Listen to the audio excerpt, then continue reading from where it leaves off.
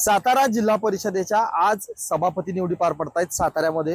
एकूणच ज्या अध्यक्ष उपाध्यक्षांच्या निवडीच्या वेळी जो गोंधळ झाला त्यानंतर पोलीस प्रशासन आता मोठ्या प्रमाणात पोलीस बंदोबस्त इथं तैनात केलेला आपल्याला पाहायला मिळतोय। एकूणच पत्रकारांना सुद्धा आतमध्ये जाण्यासाठी मज्जाव करण्यात येतोय।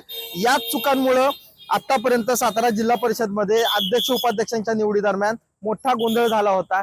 पोलिसांवर ताशेरे देखील ओढले गेले होते। कोर्टानं सुद्धा वेळोवेळी पोलिसांना समज देखील दिलेली होती, परंतु तरी सुद्धा सातारच्या पोलिसांमध्ये अजून कोणताही बदल झालेला दिसत नाही।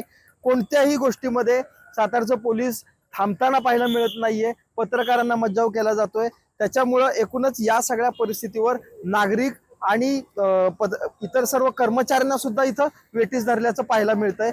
एकूणच पोलिसांना कोणाच्या सूचना आहेत काय आहेत याबद्दल अजून कोणतीही माहिती मिळत नाही, परंतु आज ही सभापती निवड पार पडते याच्यामध्ये पोलिसांनी पत्रकारांना सुद्धा या निवडीपासून दूर ठेवण्याचं काम आता केल्याचं पाहायला मिळतंय। ओंकार कदम, साम टीव्ही न्यूज, सातारा।